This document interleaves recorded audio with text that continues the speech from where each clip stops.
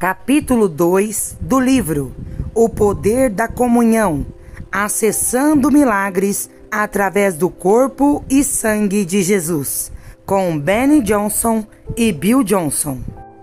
Subtítulo: O Poder do Sangue. Por que a comunhão é tão poderosa? Ouvimos de testemunhos maravilhosos sobre a comunhão. Pessoas sendo curadas, casais que lidavam com infertilidade, tomando a comunhão todos os dias e engravidando, e de pessoas que caíram no meio da comunhão. Eles tiveram um encontro com o Senhor que foi tão poderoso enquanto participavam do sacramento que seus corpos não podiam mais ficar em pé. Isso é mais do que apenas um wafer e um pouco de suco de uva. Esse é o poder do Deus vivo. Para entender mais sobre o poder por trás disso, precisamos voltar e olhar para a aliança. A comunhão é o lembrete de que o próprio Jesus nos deu a aliança final. É o corpo e o sangue de Jesus derramado por nós. A Bíblia, com letras azuis, nos diz que a palavra hebraica para aliança, beriá, está enraizada em uma palavra que significa cortar ou comer. Dentro da própria expressão, cortando uma aliança, está a representação gráfica de como uma aliança foi feita. Quando dois indivíduos estavam cortando uma aliança, o ritual incluía tomar um sacrifício animal e dividindo o animal em pedaços. As duas partes, então, encaminhariam através da carcaça espalhada, jurando um juramento de fidelidade no meio de uma trilha de sangue. Essencialmente, as duas partes estavam fazendo uma declaração pública de que seria preferível ser como um animal desmembrado sobre seus pés do que quebrar essa promessa. Cada aliança de sangue era uma promessa de conexão, proteção e provisão, como uma aliança de casamento, onde duas pessoas são unidas em uma. A aliança de sangue criou um vínculo que substituiu todas as outras realidades, e isso foi feito através do derramamento de sangue, uma expressão pública que envolvia o aspecto mais íntimo da vida, o sangue correndo em suas veias. O sangue carrega e sustenta a vida.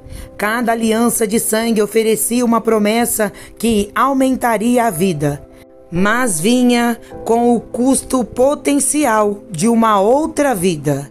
Subtítulo: Vida no sangue. Existem médicos que oferecem o que é chamado de imagem de sangue de alta resolução. Nessa prática, eles afirmam ser capazes de pegar uma gota de sangue de alguém e estudá-la para determinar uma gama fascinante dos problemas de saúde dessa pessoa. Usando um microscópio de alta potência, eles examinam a forma de cada célula do sangue. Eles observam a maneira como a célula está interagindo com as outras células e procuram a presença de qualquer parasita no sangue. Alguns médicos até falaram sobre a possibilidade de ver as evidências de traumas precoces, como ossos quebrados ou doenças infantis, no sangue. Isso é selvagem. Qualquer que seja a sua opinião sobre esse procedimento, ele confirma que apenas arranhamos a superfície em compreender a importância do sangue que corre em nossas veias. A menos que você esteja lidando com problemas de saúde ou se machuque, seu sangue provavelmente não é algo em que você pensa com frequência. Mas nosso sangue é milagroso em tudo o que realiza para nossos corpos. É realmente o rio da vida. O sangue tem 3 funções principais: fornecer vida, saúde e proteção. Os glóbulos vermelhos transportam oxigênios dos pulmões para todas as áreas do corpo. Eles também dispersam nutrientes e vitaminas nas partes exatas do corpo onde são necessários. Nosso próprio corpo é o Amazon Prime. Os glóbulos brancos, junto com os linfócitos, ajudam a construir todo o sistema imunológico do corpo. Cada célula do sangue tem uma função a cumprir, ajudando o corpo a se fortalecer e a lutar contra invasores estrangeiros que podem nos deixar doentes. Algumas células fortalecem o sistema imunológico, outras ajudam o sistema imunológico a saber exatamente quais invasores atacar. Existem certas células que se lembram de um organismo invasivo para que o sistema imunológico possa responder mais rapidamente da próxima vez que encontrar esse mesmo organismo. Existem outras células que mantêm o sistema imunológico sob controle para que ele não comece a atacar as células boas de nosso corpo. Que exército glorioso o Senhor criou dentro de nós, sustentando e protegendo nossos corpos com esta combinação complexa de células do sangue. Quando temos a chance de estudar a forma complexa como nosso corpo foi criado, isso nos dá uma ideia de nossa caminhada com o Senhor. Ele é tão intencional. Então, não é acidente que o sangue desempenha um papel tão importante na Bíblia. Existe vida no sangue. Não é apenas uma frase de efeito. Subtítulo: Culturas de alianças. Ao longo da história, mesmo em culturas que não conheceram Jesus, a importância do sangue tem sido primordial. No mundo antigo, uma promessa que incluía sangue era considerada uma aliança. Era diferente de qualquer outra promessa que você pudesse fazer. Merriam Website define convênio como um acordo geralmente formal, solene e obrigatório. Um acordo ou promessa por escrito, geralmente selado, entre duas ou mais partes, especialmente para a realização de alguma ação. O sangue era uma parte crucial desse contrato. Ao derramar sangue, a aliança era uma profissão íntima de uma promessa para toda a vida. No fascinante livro de H. Clay Trumbull, A Aliança de Sangue, ele detalha as alianças bíblicas, mas também examina a tradição em todo o mundo. Um exemplo de que ele encontra é o do povo Karen na Birmânia. Ao recontar esse relato, ele explica que os Karens tinham 3 níveis de trégua entre as tribos daquela região. O primeiro, e o mais fraco, era fazer uma refeição juntos, o que simplesmente significava que haveria paz no momento. Se as tribos quisessem simbolizar uma trégua mais forte, plantariam uma árvore juntos. Com essa trégua, a paz existiria entre as duas tribos enquanto a árvore permanecesse viva. Mas foi o terceiro tipo, a aliança de sangue, onde o verdadeiro poder da promessa foi encontrado. Trumbull explica: nessa aliança, o chefe permanece como representante da tribo. As cerimônias são públicas e solenes. O sangue é tirado da coxa de cada uma das partes da aliança e misturado. Em seguida, cada um mergulha o dedo no sangue e o aplica nos lábios. Essa aliança é a da maior força. Abrange não apenas um acordo de paz ou trégua, mas também uma promessa de assistência mútua na paz e na guerra. Também transmite às partes da aliança os rios tribais mútuos. Se eles são chefes, as alianças abrangem todas suas tribos. Se for indivíduo particular, Sua família está imediatamente e seus descendentes estão diretamente incluídos no acordo. A vida é encontrada no sangue, e ao misturar seu sangue, os indivíduos estavam efetivamente fundindo suas vidas. Mesmo culturas que não tenham nenhum relacionamento com Jesus compreendem o valor da aliança e a importância do sangue. Trumbull continua explicando que normalmente as tribos não tinham permissão para viajar através do território umas das outras. Para evitar isso, eles criaram uma espécie de placa orgânica de proibido a invasão, amarrando gramas compridas em uma trilha. Ao chegar a tal sinal, a pergunta usual no grupo de viajantes é: quem está no pacto de sangue com esta tribo? Se algum for encontrado, mesmo entre os servos inferiores, seu pacto sobre o pacto, a promessa entre os dois indivíduos, não importa sua posição, cumpriria a totalidade de sua comunidade e lhes daria passagem segura por uma terra estrangeira. Uma das alianças cobriria e reivindicaria um grupo inteiro de pessoas, permitindo sua sobrevivência. Existe uma antiga tradição de criação de ovelhas chamada enxerto de cordeiro. Se uma ovelha, entre aspas, ovelha mãe, perde seu bebê para uma doença ou outra tragédia, ela recusará outro cordeiro órfão. Apesar de seus gritos lamentosos após a morte de seu cordeiro, seu bebê tem um cheiro específico e ela rejeitará qualquer bebê que não seja o seu. O fazendeiro, entretanto, pode pegar a pele de seu cordeirinho morto e colocá-la nas costas do órfão faminto, cobrindo seu cheiro antigo com o cheiro familiar. A ovelha, pensando que está cheirando seu próprio bebê, aceitará o cordeiro órfão e o bebê sobreviverá. Os convênios são uma cobertura para os envolvidos, e ninguém fez maiores alianças com o seu povo ao longo da história do que nosso Deus. Subtítulo: A promessa de Abraão. Abraão era um homem rico, mas não tinha filho.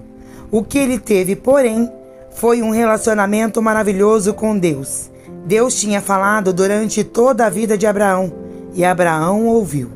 Ele havia deixado a terra de sua família por promessa de Deus, e até mesmo se separou de seu sobrinho Ló em um período em que sua tribo era sua força e segurança. A disposição de Abraão de se separar e confiar no Senhor fala muito sobre seu relacionamento com Deus. Cada vez que Abraão tinha um encontro com Deus e recebia uma promessa, ele construía um altar de lembrança. Abraão tornou-se um homem velho e há anos ouvia promessas sobre seus descendentes, mas Sarai ainda estava estéril. Abraão disse: Ó Senhor Deus, o que me dareis, visto que não tenho filhos, e o herdeiro da minha casa é Eliezer de Damasco? E Abraão disse: já que não me deste descendência, aquele que nasceu em minha casa é meu herdeiro. Gênesis 15, do 2 ao 3.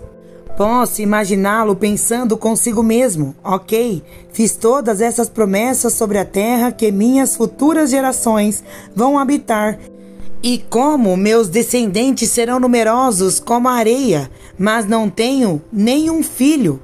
Deus tem falado sobre meu legado ser deixado para algum parente distante esse tempo todo? Abraão se perguntou. Mas Deus sabia o que seu coração estava pedindo. Então, eis que a palavra do Senhor veio a ele, dizendo: este homem não será seu herdeiro, mas aquele que sairá de seu próprio corpo, ele será o seu herdeiro.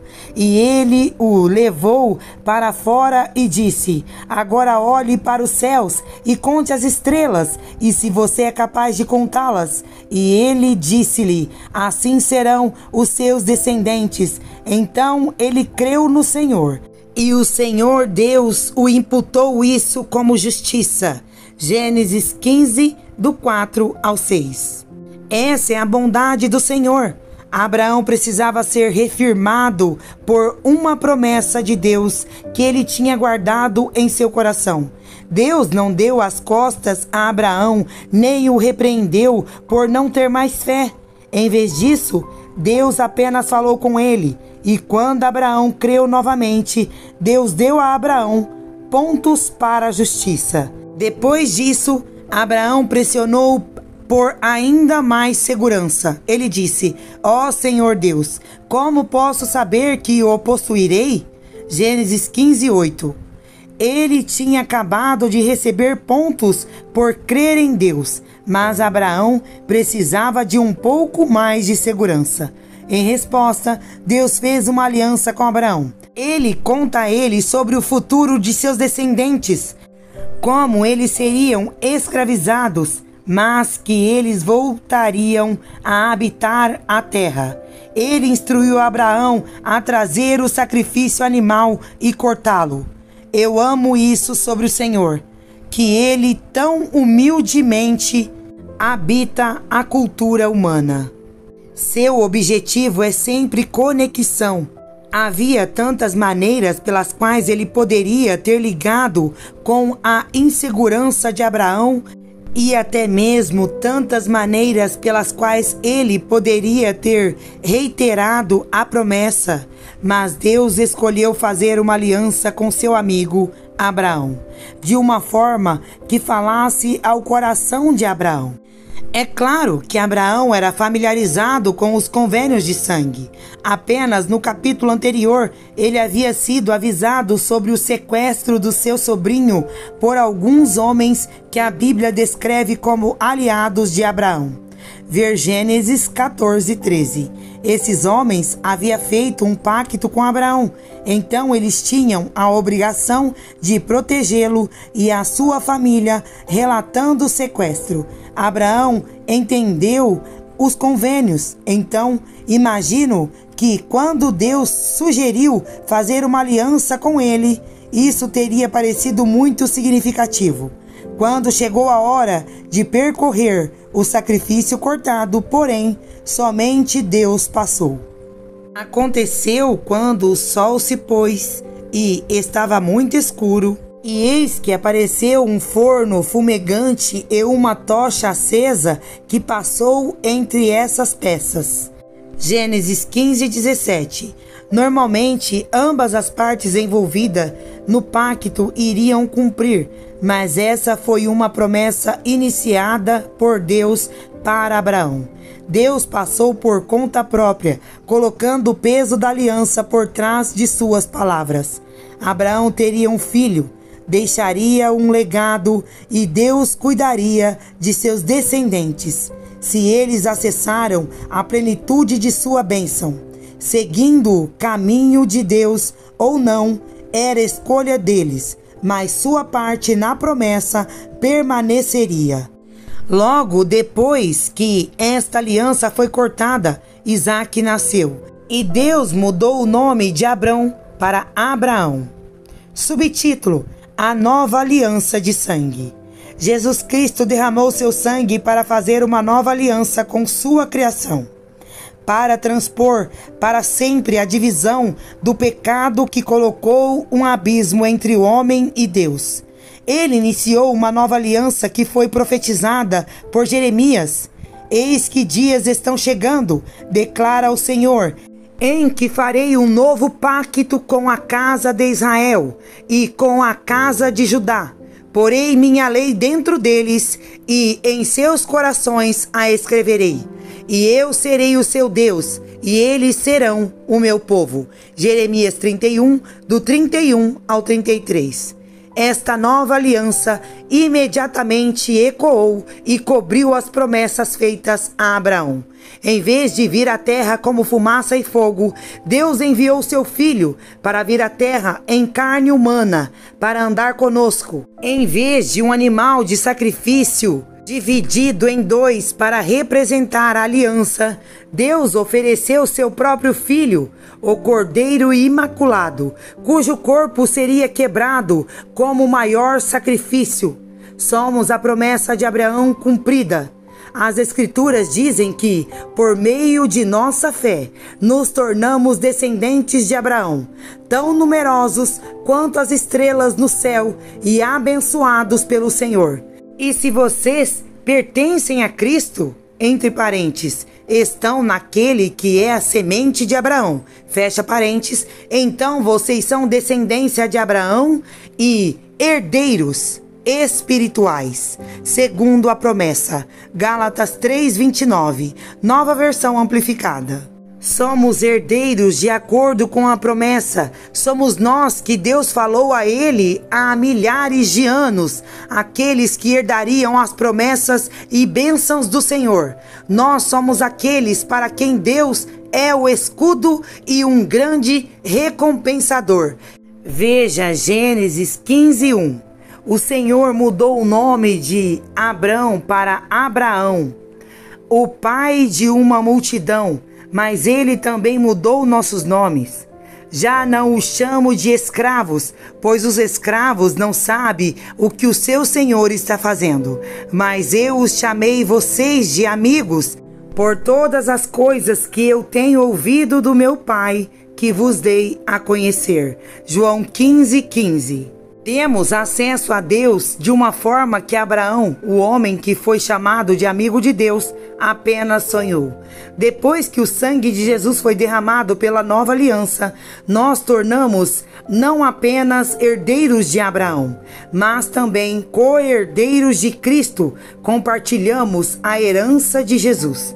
Portanto, ninguém se orgulhe dos homens, pois todas as coisas pertencem a você, seja Paulo ou Apolo, ou Cefas, ou o mundo, ou a vida, ou a morte, ou coisas presentes, ou coisas por vir.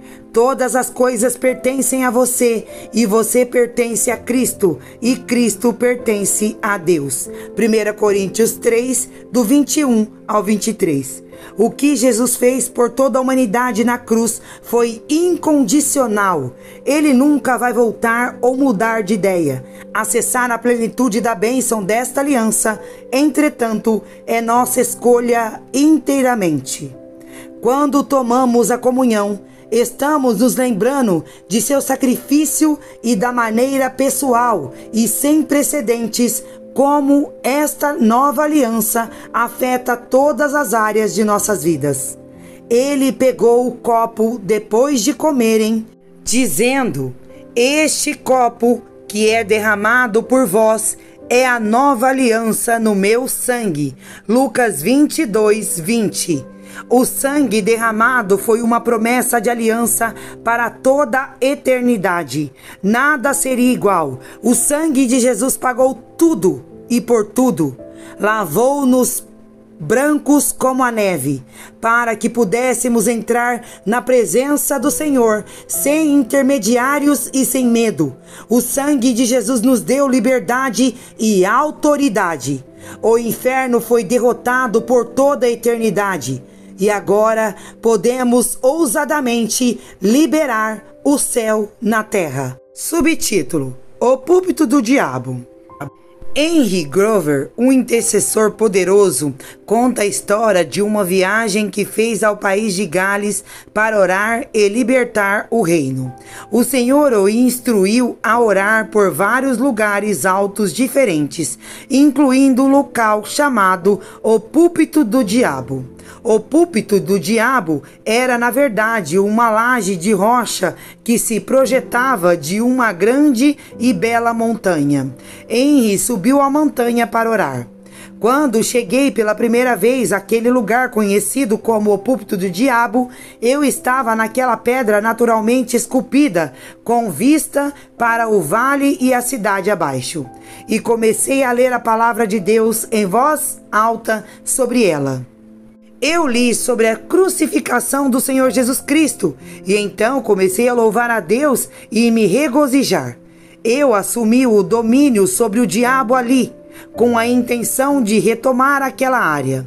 Não gostava da área de nenhum lugar ser chamado de púlpito do diabo. O diabo não deveria ter um lugar chamado púlpito do diabo para pregar. Pensando que havia terminado sua designação do Senhor, Henry começou a descer a montanha, mas o Espírito Santo parou e disse-lhe para voltar. Ele obedeceu, sem saber porquê, mas descreveu uma poderosa paz que o envolvia. Henry subiu mais alto na montanha e, de repente, ele se viu olhando para um anfiteatro natural, rodeado por uma densa margem de árvores. Ao começar a explorar as áreas, ele começou a sentir a escuridão do lugar e a entender que sua tarefa ali ainda não havia sido cumprida. Então os ventos começaram a soprar ao redor dele. E enquanto ele observava o que tinha sido uma bela, calma e pacífica manhã de maio, agora estava sendo tomado por uma grande tempestade e ventos uivantes. Henry sentiu a estranheza do momento, enquanto os ventos golpeavam as árvores gigantes ao seu redor. Ele desceu o anfiteatro até o fundo, onde o centro da depressão havia um altar de pedra no meio de um círculo de terra carbonizada e enegrecida. Em cima do carvão, placas de ardósia foram colocadas. Agora lembre-se, as pessoas do culto gostam de andar sobre brasas. Eles caminham pelo fogo porque isso lhes dá fé. Dizem para terem uma crença mais forte em seu Deus. Essa é uma falsificação satânica da palavra de Deus, que diz que podemos andar pelo fogo e não ser queimados. Isaías 43:2. Quando Henry começou a perceber para que esse local era usado, ele pisou nas lajes de ardósia. Não havia chamas embaixo dele, mas quando começou a andar sobre aquelas pedras de ardósia, os pés dele ficaram realmente quentes como fogo. Ele disse: abaixei-me e segurei minha mão logo acima da lousa, e não senti nenhum calor. Eu pensei: Senhor. Henry sentiu que o Senhor lhe disse para começar a fazer declarações sobre a terra. Quando estamos remindo o pecado e reivindicando a terra, Deus quer que sua palavra seja falada sobre aquela terra. O diabo já havia usado esse terreno por tempo suficiente. Era hora de recuperar todo o topo da montanha para os propósitos do reino. Enquanto caminhava pelo anfiteatro, ele declarou a soberania do Senhor sobre aquela terra e começou a perdoar os pecados de todos os que ali haviam ido para fins satânicos. Henry sentiu como se o Senhor tivesse pedido a ele para subir no altar para falar suas palavras sobre a terra. Enquanto o vento uivava entre as árvores, eu me coloquei naquele grande altar de pedra e gritei, virando-me olhando para o norte, o sul, o leste e o oeste. A declaração tomou forma quando abri a boca e fiz saber que a partir de então as coisas seriam diferentes. Qualquer pessoa que entrar nessa área com a intenção de cometer qualquer ato, ação ou gesto para Lúcifer, o Deus deste mundo, ficaria cara a cara com o poder do sangue derramado de Jesus Cristo e o poder do Espírito Santo. Só vários anos depois, Henry recebeu a confirmação do que havia experimentado no espírito no topo da montanha. Ele foi apresentado a um sumo sacerdote satanista, e enquanto o homem o interrogava sobre por que ele andava e orava pela terra, reconhecendo o espírito no homem, Henry lhe contou a história do púlpito do diabo. De repente, o semblante do homem mudou. Ele não podia acreditar que Henry tinha sido permitido naquele lugar. Não foi até Henry descrever todos os detalhes do anfiteatro, até a cor da tinta das pedras, que aquele sacerdote acreditou nele. Então você é o único. Você é o único. Você é perigoso. Foi a minha vez de interrompê-lo. Não, pare aí. Eu não sou o único e eu não sou perigoso. Eu fico sob a cobertura do sangue de Jesus Cristo. Ele é aquele que é perigoso para você. Com uma preocupação renovada, o homem pediu a Henry que pegasse um mapa e mostrasse todas as montanhas no país de Gales onde ele tinha orado. De repente, isso atingiu o sacerdote. Tremendo, ele disse: "Você destruiu todos os nossos lugares altos por todo este país. Cada ano em que estávamos perdendo lugares altos e não sabíamos quem estava fazendo isso." Glória a Deus. Subtítulo: Para sempre mudado por seu sangue. Certa vez, fui até a propriedade do meu filho para caminhar e receber a comunhão. Eles viviam em 15 acres, então é um lugar tranquilo para pensar e orar. Enquanto eu estava meditando sobre a comunhão e tudo o que Jesus passou na cruz, um pensamento veio à minha cabeça. Cada vez que você comunga, você lembra o diabo do seu fracasso. Há poder no sangue vitorioso de Jesus. Esse poder não era apenas para a salvação de nossas almas no Calvário. Esse poder é para agora. Romanos diz que o Espírito de vida em Jesus Cristo os libertou da lei do pecado e da morte. Romanos 8:2. O sangue de Jesus eliminou o poder do pecado e o julgamento que leva à morte para sempre. Deus retomou o domínio sobre a terra e expulsou tudo que antes era governado pelas trevas.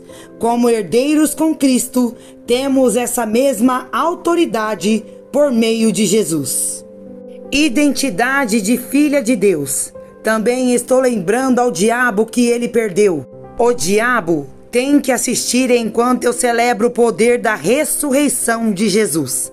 A nova aliança foi cortada de uma vez por todas. Nunca mais teríamos que cortar uma vaca em uma colina para andar por ela com um sacrifício. Nunca mais o sacerdote teria que ir ao Santo dos Santos sem ter certeza se ele sairia vivo. A fim de retificar os pecados do povo por mais um ano. Houve uma mudança na atmosfera com a morte e ressurreição de Jesus Cristo. Mudou tudo para sempre. Tomamos seu sangue, representado no vinho, no suco de uva, como um belo memorial do que Jesus fez. Por seu sangue, podemos ser salvos, curados e libertos. Amém.